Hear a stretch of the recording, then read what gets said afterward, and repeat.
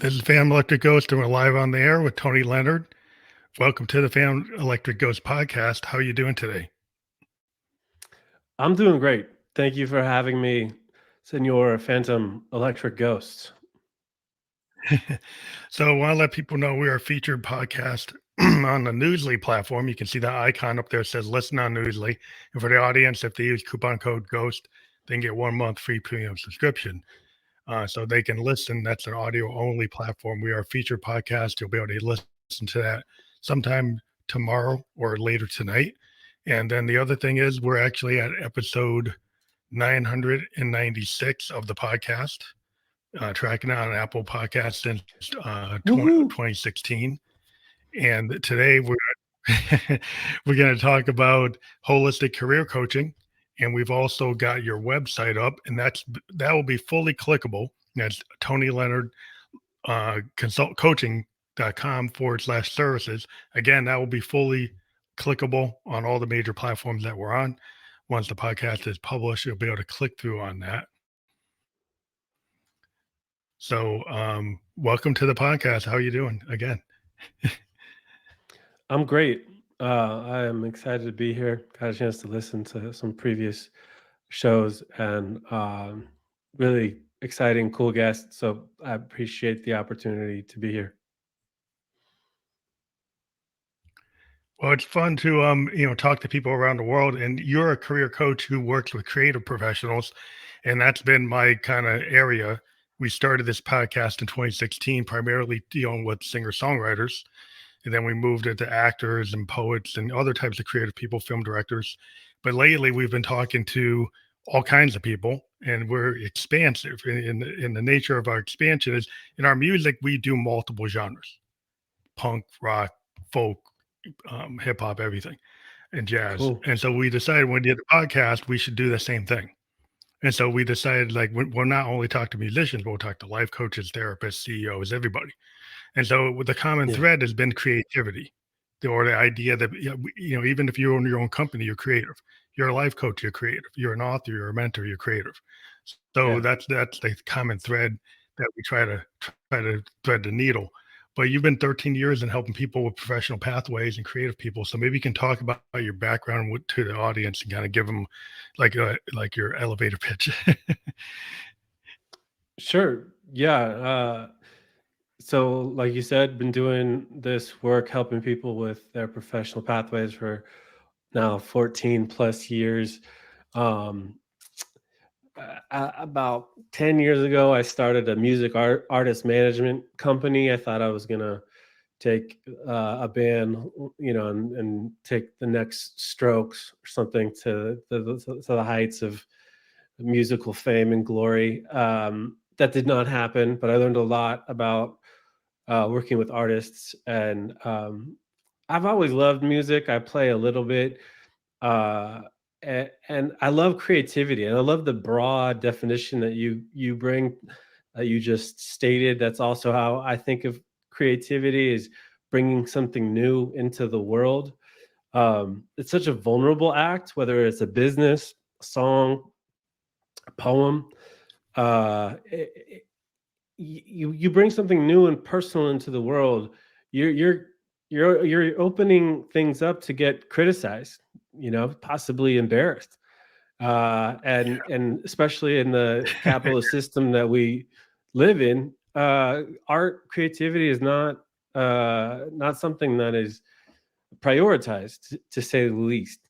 So I would, while I was doing artist management, I realized that as much as I wanted to help the bands and artists that I was working with, make an extra 5% at a show, like that wasn't where my heart was at. My heart was at helping people develop as people grow, as people, as musicians, as artists, um, and more broadly, tap into more financial success.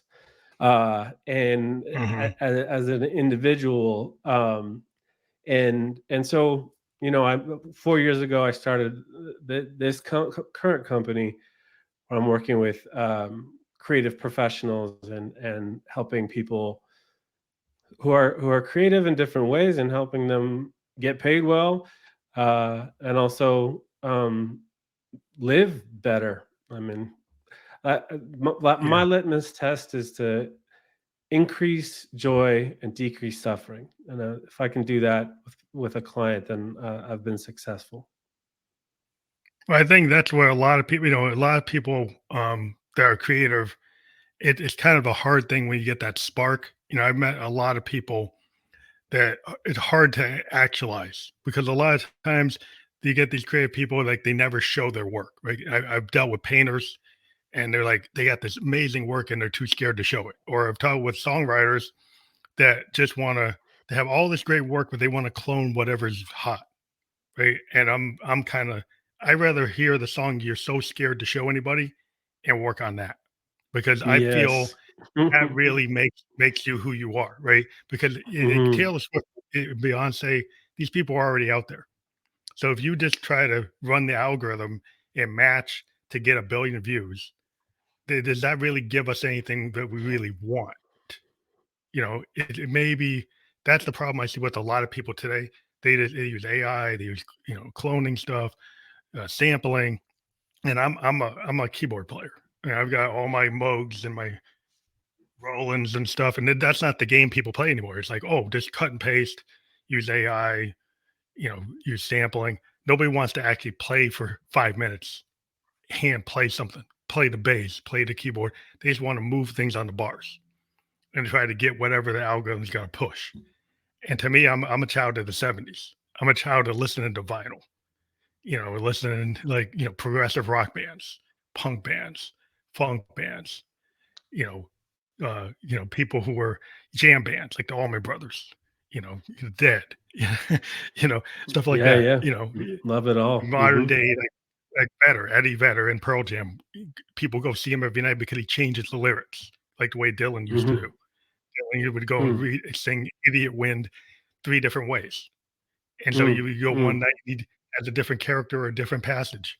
So to me, that's the point. Is like why go to a show and have somebody hit the box on their DAW in Ableton Live kicking out what I hear on the record when I'd rather go see you actually reinterpret it and feel the audience. And that's where I think a lot of people say it's like missing the boat of like just because it's popular doesn't mean it's good.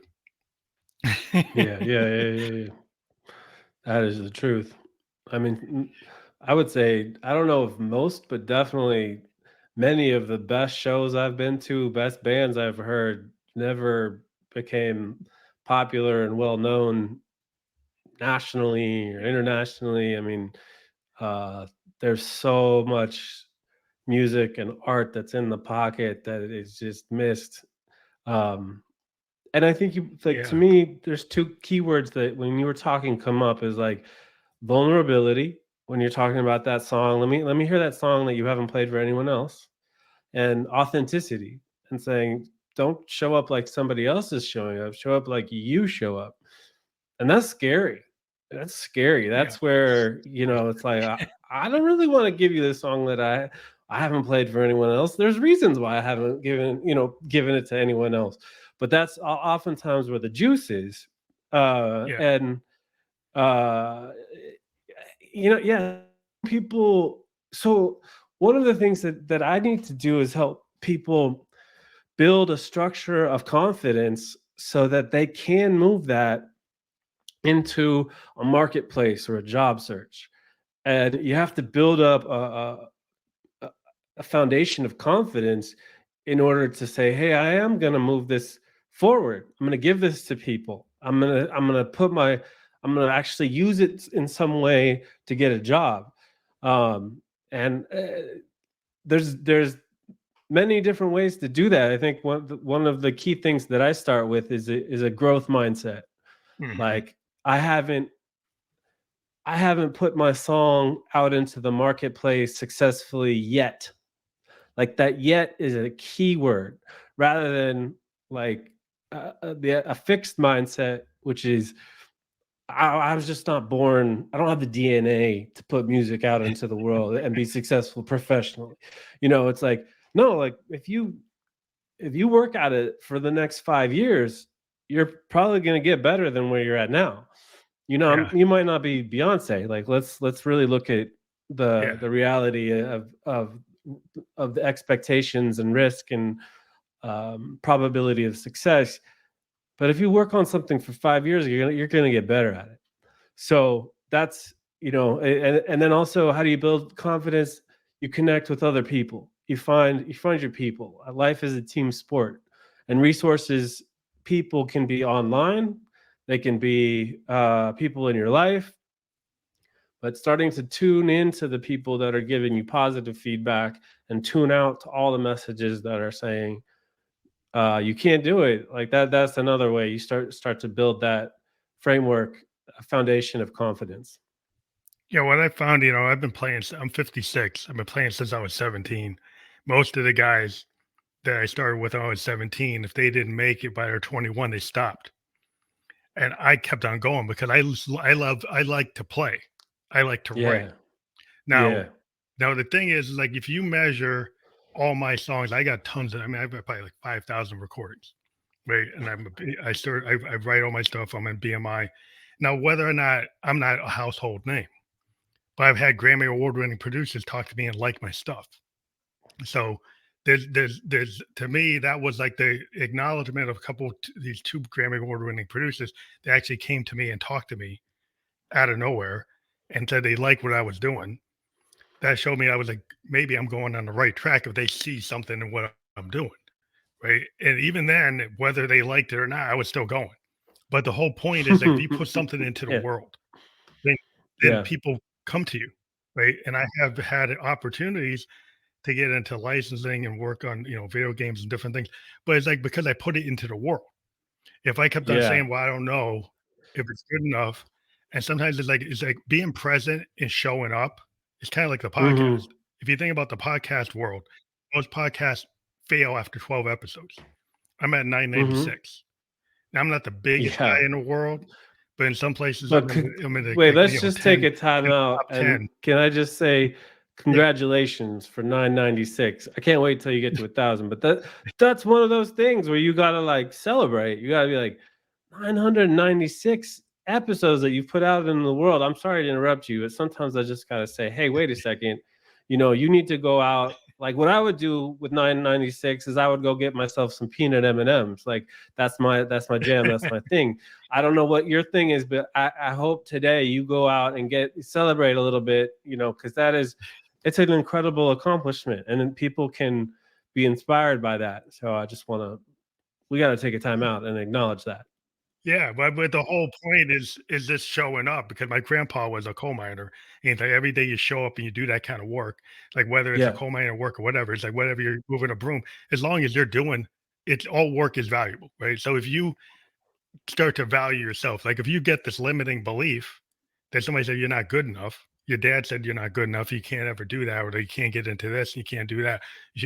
That's the problem. Like if you once you get the confidence and you go overcome your limitation of your own glass ceiling, then you get opportunities. I get like opportunities. People call me all the time, just because I'm out there and I'm present, and so things happen at different levels, and you can have success. But if you measure your success based on somebody else, then you're probably going to get disappointed. Like if you measure every day that's incremental, what you can actually do, the fact that I know I can continue to write and I continue to do things and I know I can sustain it, then I'm gonna get progress because until I'm gone, there's always gonna be progress. That's the way I look at things. Yeah, two things you just mentioned are huge. One is comparison. Most of the time is going to kill momentum. You start to compare yourself to other people. That's just uh, that's a death sentence most of the time. Sometimes it can be helpful, but when you start to get into, oh, this person's here and this person's here, I do it. We all do it. Oh my God, I'm doing it like all day today.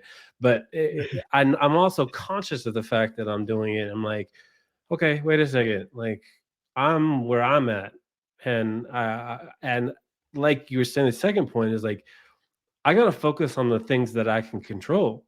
I can't control, how good Tony Robbins is doing, how many books that dude is selling. I need to focus on my coaching and think about how do I affect the world and impact people's lives in a different, unique way, and what are the particular things that I control. And if you focus on those things, uh, you give yourself a better opportunity to be successful. And the last thing on that is, you mentioned that your grandfather was a coal miner. It's like I tell people, especially creative people, like i- doing creativity professionally, you got to show up like a kind of working class work ethic, and you got to bring your hard hat and your lunch pail to work and show up every day and do your job. I Yeah. think it's Chuck Close, the painter, said that basically said that. I'm stealing from him, so I want to give him credit. Uh, but you show up every day and you do your work. You know, you play for you. It's like you play your music every day. It gets better. And a lot of times people just think about music and art as like you're just one day you're inspired to write a symphony, you know, and it just hits you. Yeah. It's And then for the next 2 days, you're just in a mode of manic writing a symphony, and then it's done. You know, yeah, the muse that's is left, but it's like no, no, no, no. Show up every day, put your butt in the seat, and do the work. well, yeah, I mean, it's kind of like that workman, like at a Bruce Springsteen point of view. He had this kind of blue collar attitude, but he put a lot of work in. Like if you Yeah, look at with him in the East Street Bands, like and Dylan, like Dylan would be at his typewriter when he was that Big Pink with the band. He's in there just jamming it out, and I would listen to like the full basement tapes. It's like 8 hours long. They put yeah, in so much work, and people yeah. don't always see the work that artists do. And some Oh yeah, people, yeah, they yeah, can yeah, have a yeah. flash in the pan, but usually it is the kind of workman. Like if you look at a guy like Prince, Prince put down like tracks almost Yeah, every day of his life. He was putting down tracks. yeah, Hendrix was putting down tracks all the time.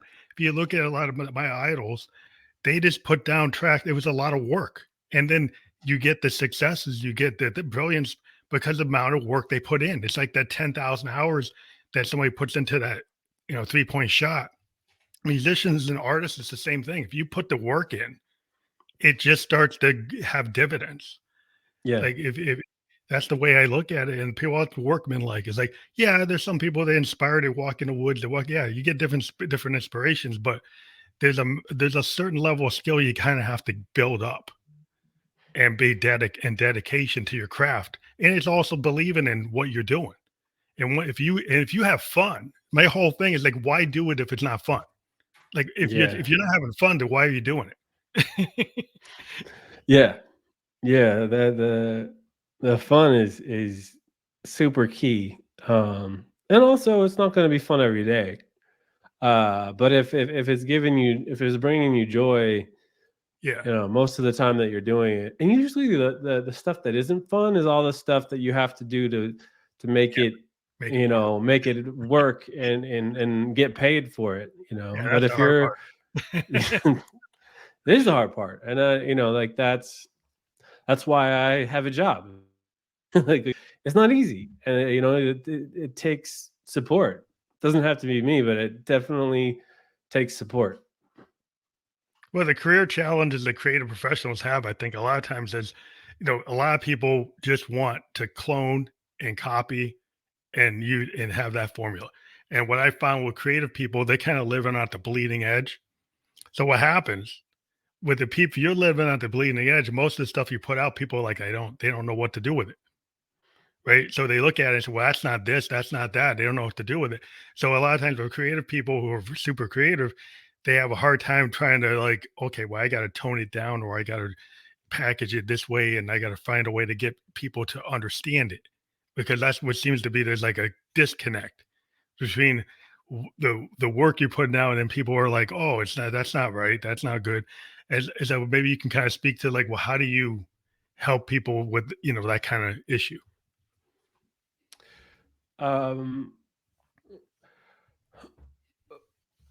Well, before I address that, you made a point earlier that I want to go back to just really quickly, and then I can address that. But you were talking about how many hours musicians and artists put in, and how we just see the tip of the iceberg, and like there is a giant iceberg of work that, like, for you mentioned Prince, Dylan, that those guys, they're putting in so much work, and we only see a little bit. And I think I read a quote recently, like, if you work hard, I think this was Biz Stone, founder of Twitter. If you work hard for super hard for 10 years, then you're an overnight success. People Yeah, like people see that's like how it the works. the part where you're where you make it and you hit, but it took like 10 years of behind the scenes work where nobody gives an F about you, and you're just slogging through the mud. And I'm not saying that it takes 10 years uh all the time, but that it's good to be reminded that uh and that's something that I help people with is let's think about the long game. What if we take a moment to take a deep breath and think, okay, our society really values speed, and by 19 you're supposed to start Facebook and be a billionaire. Most people, it takes an entire life to perfect a craft, or to add value to an organization. um, and so I like to just help people gain that kind of perspective and say, hey, wait a second, like let's slow down, let's incorporate some mindfulness, let's let's think about the long term, how you want your career to unfold. And yeah, that's one of the kind of conversations that I have frequently with clients. Yeah, because in my day job, I'm a software designer or developer Hmm. analyst. I've been doing it since the '90s. Now I'm a consultant, and I found a place that I felt more comfortable there because I want to be able to do my art. So I Yeah. have a good day job. It's better than most artists' day job because it pays pretty big. So I can Yeah. kind of do so. I can buy the Moogs. I can go and buy the synths and the equipment I want to get the sound I want because I'm kind of a control freak. So I'm able to get the sound and use the equipment I want to get to and I have a very good idea of what I want to do with my art. Just like when I'm doing software design, I have a very good idea of what I want to do. So I'm able to kind of push things in a way that I don't have to accept the people who don't want that cutting edge thing. Right. I'm able to kind of do it because I can afford to do it. So it's like you have to kind of put yourself in a situation. Do you want to be a starving artist? Do you want to be a living artist? Can you actually find a way to live as an artist? Yeah, and that's huge as an artist. That question of like, just how are you going to make money? Let's be real. Like, and for a lot of artists, that means different streams of revenue. That means side hustles. That means like the full time job, and it can look a lot of different ways. And one of the things that I try to help people with is thinking really expansively. Like, what are all the possibilities that you could be doing right now to bring in revenue? What are you good at? And like in your example, you're good at software and writing code, and uh, building out programs. That's fantastic, right? Like you're able to leverage a different skill to make money that then allows you to do the art. And like you say, you're a control freak, but really what I hear is like you just want your sound to be like spot on the way you want it. Like you want to get it precise. I love that. Like if you're not out there with the expectation that you want your sound to be precise, or your writing to be precise and precisely like who you are, what you want it to be, uh that's part of being a good artist, a good creator, is to get that precision in what you want it to be. uh Yeah, because Yeah, when you and yeah, I mean, it's like when you identify, like, what is your the parameter of your art, right? If you're a musician, like, what is Phantom Electric Ghost? Like, right? So what is your brand? Like, so I kind of I have an idea what that is, and I'm not like searching for it. I know what it is. And so if you're Mhm. doing any kind of art, it's like if you don't know how to define, if you don't know how to like live inside of that, or be able to execute it or self actualize it, then that's part of the problem. Like if you keep on shifting and you can't find it and you keep on, not that that's not part of the process, but you're not really comfortable. And it's not, art is never fully comfortable. Like we make a lot of mistakes, what I call happy Mhm. accidents, right? And I call them accidents because that's what, if you kind of go in a flow state and you let things happen, then you can go from there, right? If you think about a lot of jazz guys like Hancock and Miles, they live on the happy accidents. They live in that kind of experimental phase where like you take that chord change you didn't expect and you go with it instead of stopping and starting. And so if you can get into that flow state and you can accept the present and you can accept that chord change that you didn't expect, or the key change or the tempo change or the polyrhythmic change or whatever. Once you get into that mindset that you look at that as an opportunity, then yeah, the happy accidents actually aren't mistakes. It's a progression. Yeah. I think anybody listening right now should just go back and listen to that again. That was some wisdom when you said accept the present and be able to go with the flow. It's really hard for people. A lot of people, I've worked with a lot of folks that struggle with making mistakes and working with accidents and reframing, and but that's why I think jazz musicians are the most We live there. like jazz musician, like the best musicians in the world. They can play all the classical stuff they at that level, but then they can also improvise.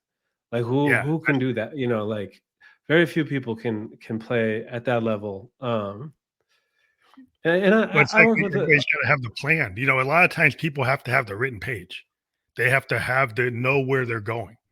The cool yeah. thing about a jazz guy that compared to a classical guy, I ran into a classical guy and I assumed because he can read Chopin and Beethoven and Bach that he could do what the fusion guys do. And he couldn't because he was looking for it to be written down. Hmm. And he Hmm. couldn't figure out how to feel it. And everybody was Hmm. looking at Hmm. him and like, how come he can't feel it? Because he has to have it written down. He can't Hmm. intuitively know where to go if he hears it in the Hmm. moment. He had to know, it had to be written out. And I was like, wow, he has the technical capability that he could do it, but his mind is restrained by the page. He is Yeah. restrained by the sheet that he can't get beyond it. And I was like so like flabbergasted. Like he has the capability of playing, but he's like stopping himself. Yeah. Yeah. And you bring up intuition, listening to your intuition, and that's something that I harp on with my clients is like you don't have to make a decision based on what your intuition is saying. You can run it through another process and critique it, but you gotta listen. I mean, intuition, and especially with creativity, if you're in a job and you feel like you're a square in a circular hole and you're feeling stuck, and your intuition is saying, I gotta make a cheese factory. Like I gotta get into making cheese. Like I don't know why I'm feeling that. Like we gotta listen to that, You and go with and yeah, you maybe go that maybe the you're universe just tells you something. yeah, it's internal. It might be that it's giving you different colors. Like I'm seeing blue and gold. I live near Berkeley, so Yeah, yeah. I'm very tuned into the Cal Bears blue and gold colors. But intuitively, like I'm listening. I'm listening to myself, and I'm helping my clients listen to their intuitions and saying, "Wait, there's probably something pretty valuable there." You may not be able to access it the way that John Coltrane accessed it, but you can train and you can get better. you can get better at accessing your intuition. You can get better at taking it seriously. Yeah, it's the kind of that flow state. Like I know a lot of authors they'll do world planning, and I've talked to authors where they do very detailed world planning and flow and character design, but they've talked about like I did all that, and then I went into a flow state, and then like what did in the flow state changed my plan. Hmm. That I was willing to let my imagination kind of run wild and go into a flow state, and actually say, well, you know what I came up with in the flow is better than my plan. I think this is where you have to kind of make decisions like, okay, well, yeah, maybe I had this idea and then something else comes and you have to be willing to hear it. It's kind of like this thing that Hendrix used to do. He used to say, like, he'd be in a session and he'd go off and do something weird. And people are like, well, that's not where we were. And he said, well, the universe gave me this and I couldn't not hear it. He said that a bunch of times to people who were like, what do you mean? But the idea is like that sometimes something happens and you have to be willing to kind of maybe not be so tied to the past and go with what the new thing is. And some people have a hard time with that. Yeah. I mean, I work with a lot of folks who are hearing something, if it's intuition, if it's the universe talking to them, and they're struggling. There's a dissonance, there's a conflict. And the question is, how do you first open up the space just to consider it? Like, we're often so taught, don't even consider it. You can't even consider that kind of a change, So let's just first give space to consider. It's okay. Like, we're not making any decisions. We're not taking Mhm. any action yet. Well, the only thing we're doing is opening up the space to talk about, well, what is your intuition telling you to do? Well, where do you want to go? And then then it's about, what's the next practical step.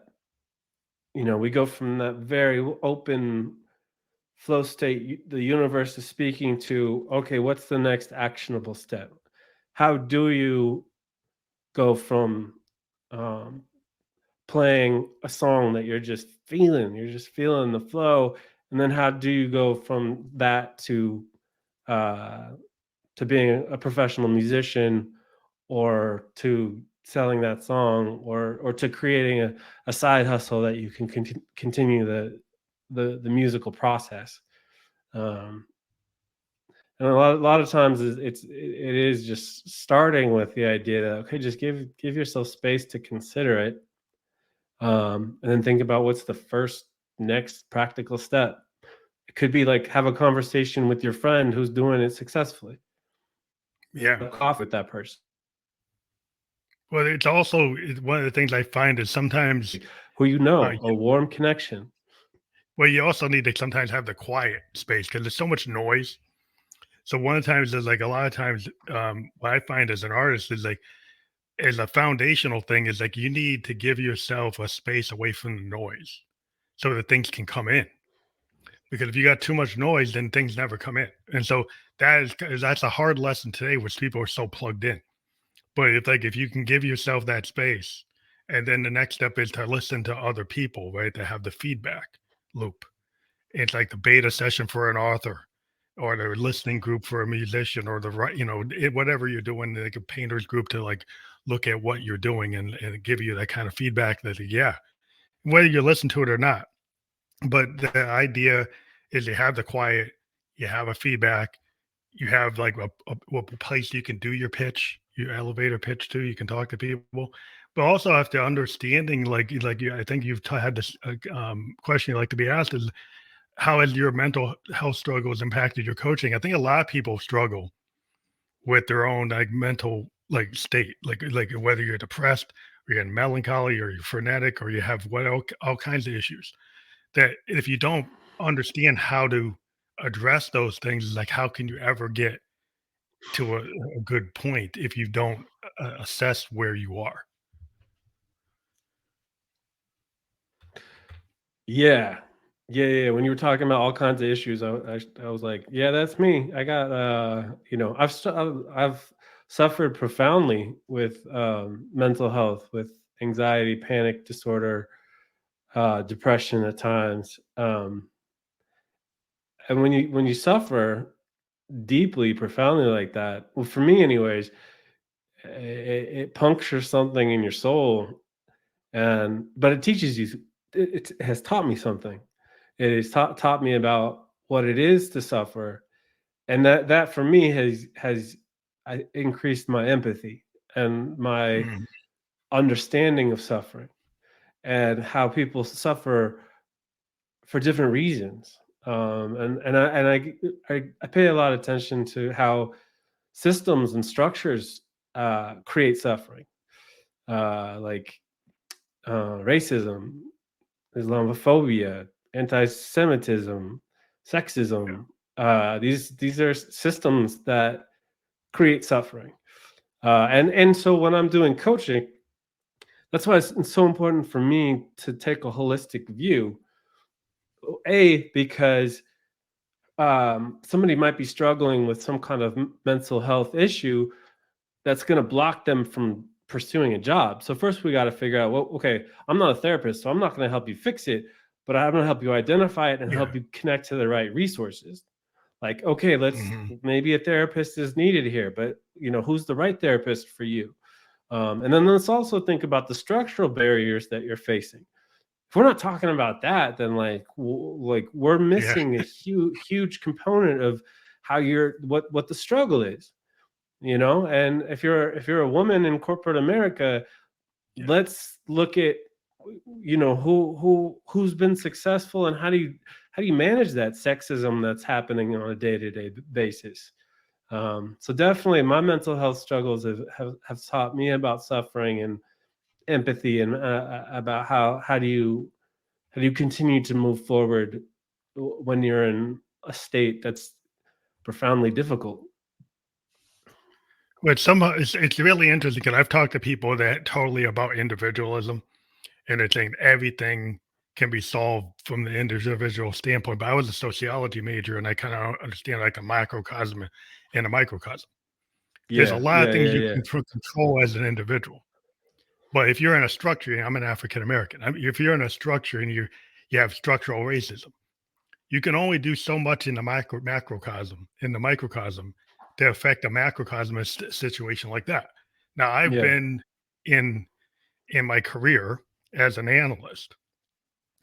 I've been able to be very successful at the analyst level. I've at sometimes tried to get to the managerial level and the executive level, and I've hit that problem where yeah, I've not been able to go past it because there's a ceiling. I can do everything I can, and I've worked for many, many years. But there's a structural problem there that some people don't want to admit. They want to say it's all the individual, and I totally disagree because been in the fight, still in the fight, and there's something there. And so the people who don't acknowledge that aren't acknowledging a reality because maybe they don't understand it or they don't haven't experienced it.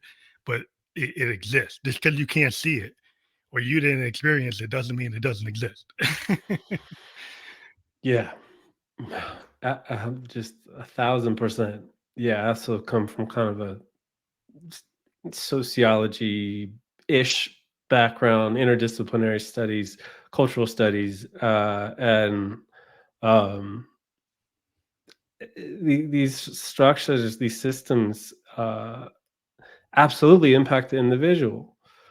And so, when I work with individuals and teams, and so either one person or a small group, and we got to be thinking about how do you address how do you address these larger systems that, like you just pointed out, are playing in a role in what you can do as an individual and how high you can climb. And there's a bunch of white boys up there that are saying, no, wait a second, I don't see color, but we're not going to give you this job. Like, come on, please. Yeah, Uh, yeah. but so there are That's there because are ways. I was in a room one time. Yeah, but I No, was no, go trying to say, ahead, well, please. I was just a follow up. I was in a room one time where there was a bunch of guys and I was like trying to get. I was actually at a level where I was like a somewhat of an executive, Yeah, and I was the only guy in the room that looked like me. And one Yeah. of the head guys in the room said, "Well, that we can have diversity of thought. We don't have to have diversity in terms of ethnicity or race. We can have diversity of thought." And I'm like, "Really? So you're saying this whole room can be everybody that just looks like you, and you guys have different points of view, and that's good enough?" And that's the problem in that mindset, because they thought that that was okay to even Yeah. say it to me being in the room, and I'm like looking at them like, because that's the problem, is that you Yeah. can't even get outside of that, right? So Yeah. that's the when you try to get to that level, if that's the mindset, they didn't think it's fine. There's no problem because Yeah. they can't see a problem. Yeah. Yeah. Yeah. Yeah. It's like, how do you what kind of dust can you or water can you put on it so that they can see it? What can you put on it? Yeah, it's Um, hard. That's the battle. That's the fight. that's the But battle, right? And then, like as you were saying, there are the macro forces, um, and it takes some luck, but it takes some guile, it takes some courage. Eh, but there are ways to say, okay, that is a barrier, that's a challenge.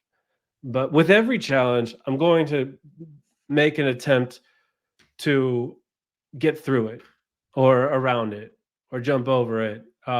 And you try and like, of course, I can't even imagine your experience as an African American man trying to get through that. Eh, but with all, I'm still like, let's see what we can do. yeah, well, you my whole know, thing was I and decided what I could do, and what I yeah. could do is I could be professionally a consultant and be in the room with those people and not try to play the game of trying to be in a role, but be a consultant, Hmm. which means I can still be in the room with those people and I can still affect change, but I'm not going to get the title. I'm coming in as a consultant. So I said, I can live with that and still make changes and still Yeah. be in the room. So I got Yeah. in the Yeah. room, but I didn't get the title.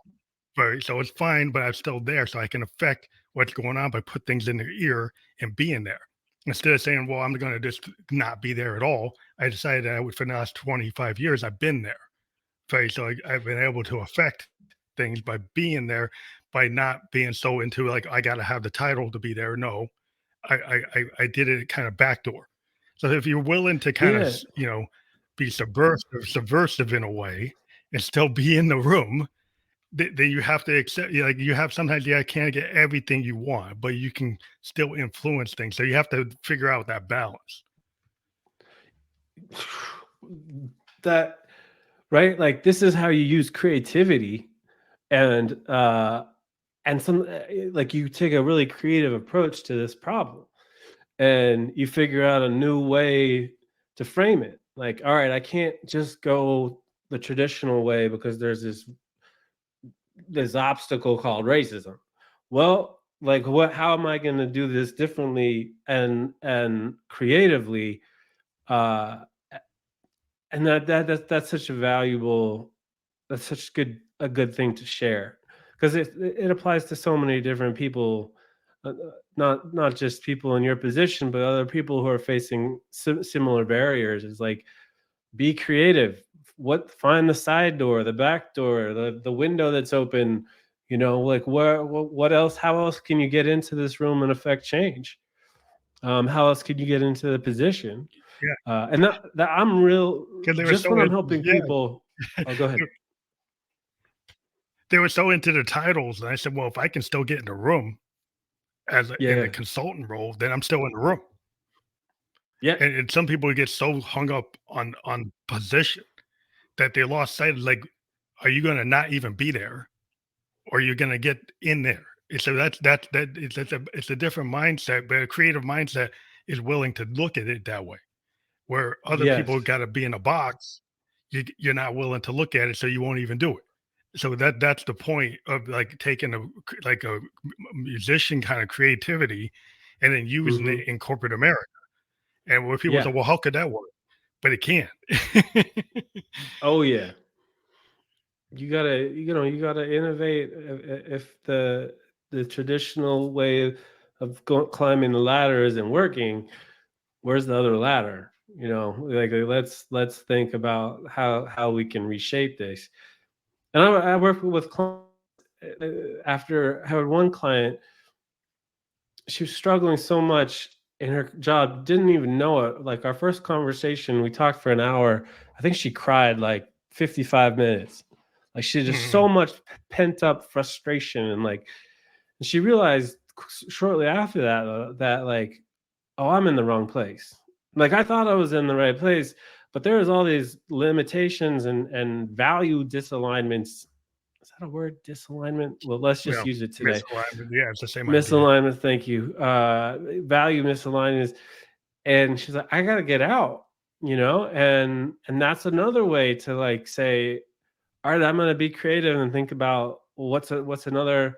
I'm gonna go work for a company that's more entrepreneurial, newer, doesn't have such a built-in archaic system. I'm gonna work for a company where I can add more of myself, be more of myself. Yeah. I mean, that's And the so, thing. I mean, if you can actually go, be the consultant route or go and be an entrepreneur or be a like, LLC and you start doing your own thing, you yeah, start like being out there, you do corp to corp and like, I'm going to bring my expertise to the table and not yeah. have to be worrying about the yearly review, which was to me was the killer for a lot of my diversity was because they're trying to fit you in a box. And if you're Yeah. trying to give this really different point of view, it only works when you're in the consultant space because then they're willing to hear it, but they won't hear it for the employee. But if I found is that they would listen to it from the consultant.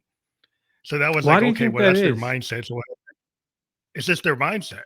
Their mindset is like, they're like if you're coming from a consulting, the people in that consulting session can say things that the employees can't say because they're going to Mm. get the yearly review and they're going to get this and they're going to have these restrictions. So they won't even try Right, it. right, right, right. Where You're you go in the outside of consulting the. group, like, yeah, I'm only on a 6-month, 12-month, 2-month thing, so I can tell the truth.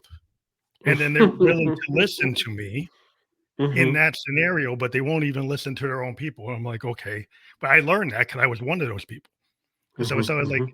so that's weird. It's like that's how these guys that's how they operate. So okay, I learned how they operate and I know how to influence them now. But it's a Mhm. matter of like taking a lesson learned and then figuring out what to do with it.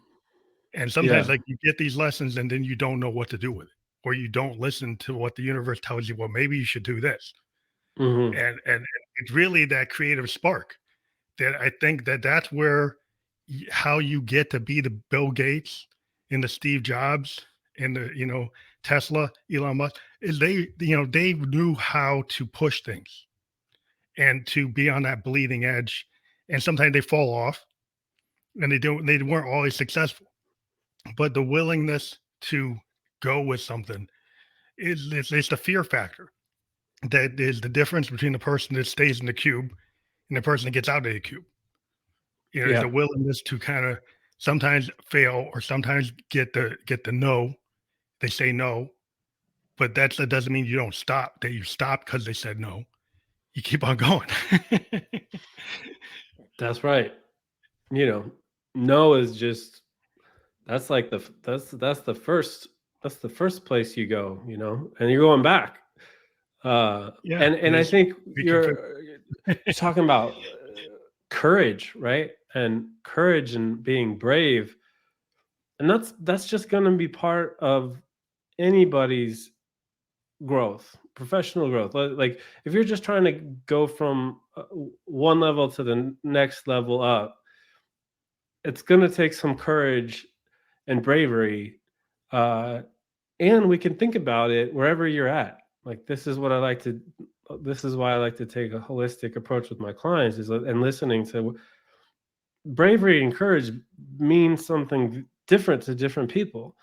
You know, Yeah, some everybody people has their own want thing. to. Yeah, Yeah, yeah, you know, like it and that's so important too, is to not compare yourself to somebody, you know, who like Elon Musk or anyone else, even somebody like if you know personally who's done something that you're really impressed by. It's like bringing courage and bravery to your challenges, whatever they may be. and doing it in Yeah. chunks that are realistic, saying, okay, this is the world that I'm in right now. I want to go slightly into my I want to lean into discomfort in some way to achieve some goal that I'm excited to achieve. It's going to take some courage and bravery, but let's not compare to what that means for other people. It's really like, what does it mean for Yeah. you? Well, I think it's brave, because you pointed out social justice is part of your coaching, and that's a brave statement in today's world. Because in Hmm. today's world, there's a lot of people I've talked to that don't want to go there at all, right? You can't Hmm. even have the conversation at all. You can't even touch it like a millimeter. Or they're like, oh, like I don't want to get into that. And I'm like, okay, with it. So I think that's really brave to me in this climate. The point that you point out that was part of your coaching philosophy is that. And I give you kudos for that because that's a big deal to me personally. But Thank you. Yeah, that's one of those things where it's a core value for me. And if I don't bring it into my work, whatever I'm doing, but if I don't bring it into my work, then something is missing, and I've been given a lot. I was born into a white male, straight, middle class.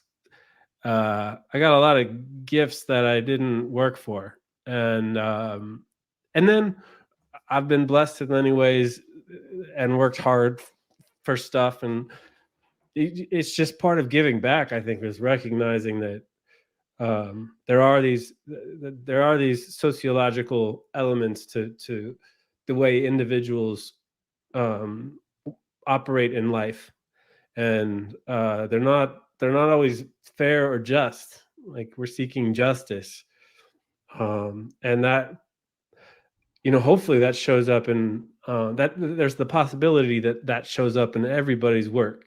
You don't have to be an activist, who's yeah, organizing marches every day to bring a yeah, social justice perspective into the world. And especially as a white guy, I just think it's so important. Like, yeah, like most white coaches, white male coaches, they just they don't they don't talk about it because they don't need to talk about it. It doesn't affect them, it doesn't affect us. yeah, yeah. So When they think it's it's easy actually to gonna ignore. turn off the customer. But also it's like, well, that's not gonna be marketable. So it gets into like a marketing concept. Like, well, I want to be able to market to these certain areas, and I don't want to hit the rail. If I hit the rail, then I'm gonna lose business. So I'm like, Yeah, okay, yeah, well, yeah. that's like okay, it's a choice. You make a choice because you don't want to be controversial. You don't want to like take anybody off. So they just don't talk about it, but they don't understand. It's like when you perpetuate that, then you don't Yes. actually help change it because you're Right. too scared to touch the rail. Like if you don't touch Yeah, it, then yeah. nobody touches it. So my whole thing to me is like the revolutionary thing that I pointed out to a lot of young people that I talk to is instead of just rejecting working in corporate America, find a way to get in and be in a room, Yeah. right? If you can get in a room and you get that experience, then you can take it away and do whatever you want. But you should try to get that experience to understand the structure. And it's Yeah. kind of like you're in there, like you go overseas and you experience the world. If you experience what it is, then you get the firsthand knowledge of like this is what it is. And Mhm. then you can start to like understand where the problems are. Mhm. So if you firsthand knowledge of actually experience it, then you can go and try to come up with structures and maybe you can do it from within, maybe you have to do it without, but you should try to get into it to just figure it out. And people are like, why would you do that? Well, they think about it. Yeah. Yes, there are a lot of advantages to getting into something, understanding the culture of something, um, especially if we're talking about mainstream, kind of mostly white male corporate America. It's like one of the way that can change, and there are several ways to change it, I think, but one of the ways is to be in the room, like you said, and to say, hey, wait, yeah, your diversity of thought Yeah, is pretty limited in scope when, like the five of you grew up together and went to the same college, like yeah, you're all in the that, same frat. You're you all in the know. same frat. So what do you guys all think? Like you guys are all Delta Phi or Alpha, whatever. And like okay, really? But Yeah. yeah, like that's why women have been making strides to get into management, and the success stories. Like you said, if you meet a woman CIO or CEO or CTO, what is very beneficial is for them to go and to have mentor sessions with other women. You go to the Yep. colleges, find the young women coming out of MBA programs, coming out of these, to try to, take somebody under your wing and give them I've seen a lot of people do that. I've seen people go and they go back and they get the young kids just coming out and they get them under their wing and they give them the benefit. That's really worth a lot. When you do that, then you give somebody a role model, then you show them the path, and you give them your experience, and there's a lot of wealth in that kind of coaching too. For sure. That kind of mentoring. And I think one of the challenges with that is like we're asking these people who have been successful to do so much, right? Like you gotta, not only do you have to do your job well and fight through all the BS to get to the point where you get into the room that you want to be in and get the salary you want, and then we're asking you to go back and mentor, and there's just like, that's where other people have to step up. I mean, you're absolutely right. Like, don't get me wrong. Like, when people go back and mentor younger people and tell them, "Hey, like, look at me. I look like you, and I've done this. I've accomplished this thing." That is that is so powerful. And then also, it's just got to be exhausting. For example, to be a Black woman Yeah, who's made it in finance, to then go and go back to every college and high school and middle school and say, like, you got to fight through all of this and you can do it. But yeah, yeah. so it's up to all of It's a us fight, but to it's good that, change. that you have like people like yourself that provide people coaching to understand like your empathy, like your understanding of your own situation, your own struggles. And I think that's why people become teachers, they become mentors, they become life coaches, because they learn that they can do beyond what is only for them.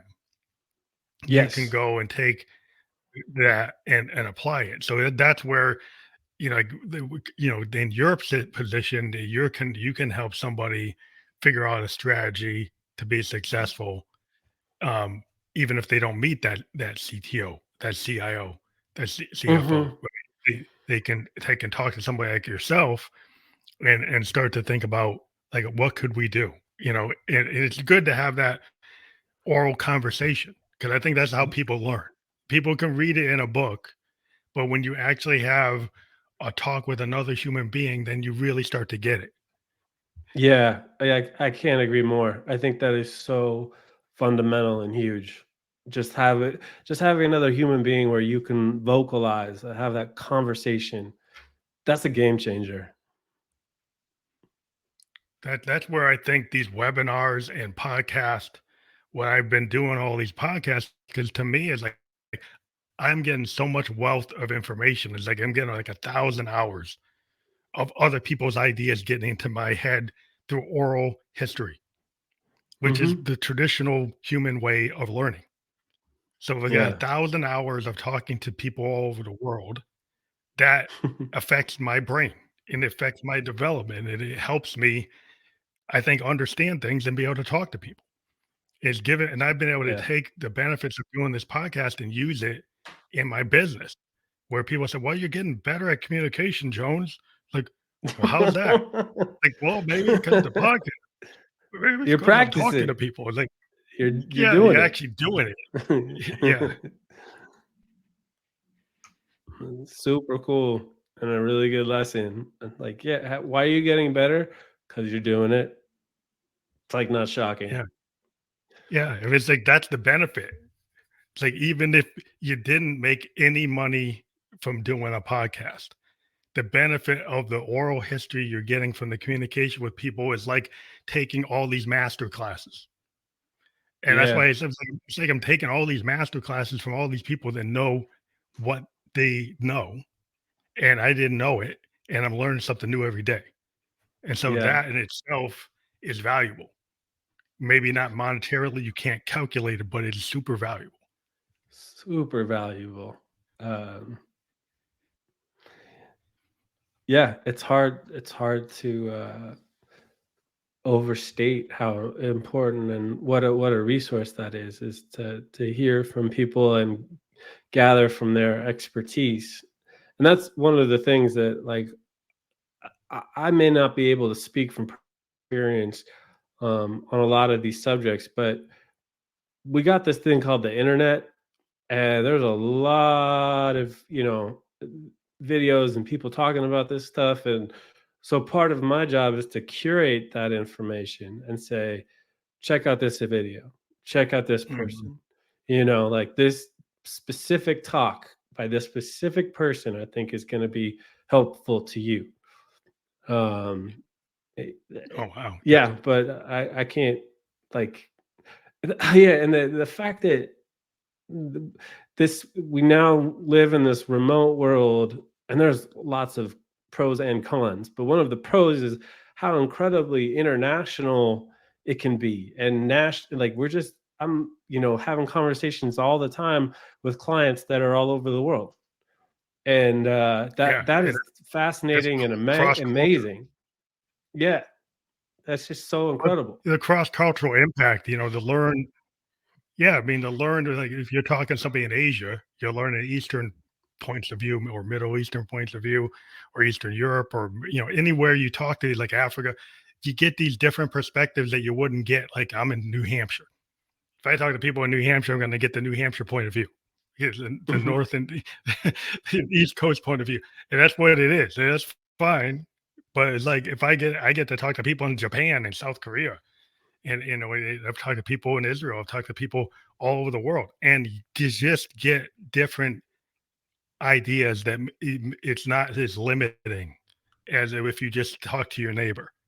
Not that I don't like talk to my neighbor, but if I get when I get Yeah. these other points of view, it just opens up the world beyond, you know, just New Hampshire. Yeah. Yeah, yeah, yeah, yeah. Like, I love my neighbors. They got some good thoughts. I love, I don't think I haven't been to New Hampshire recently.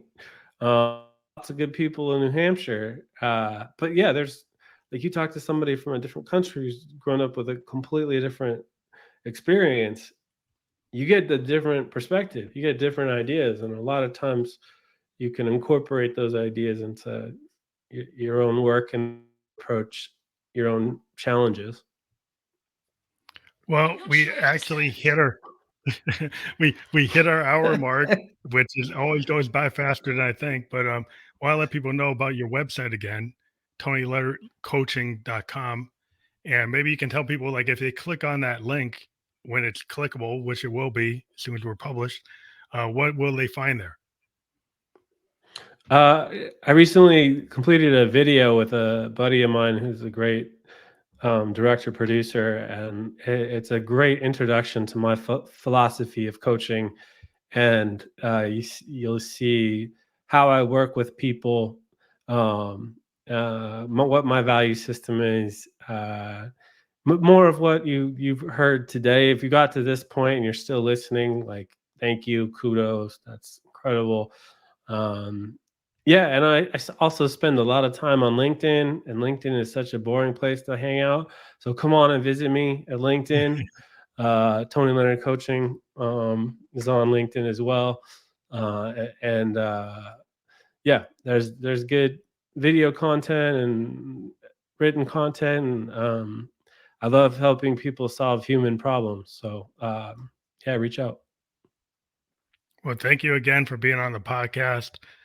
We love to have everybody hear new points of view. And I think a lot of people could benefit from your your type of coaching where you're curating things and you're offering services. So I encourage people to check out your link. It will be fully clickable. and get in a path with you to maybe book some services or different things that you do. And I want to thank you again for being on the show, and have a good night. Thank you so much.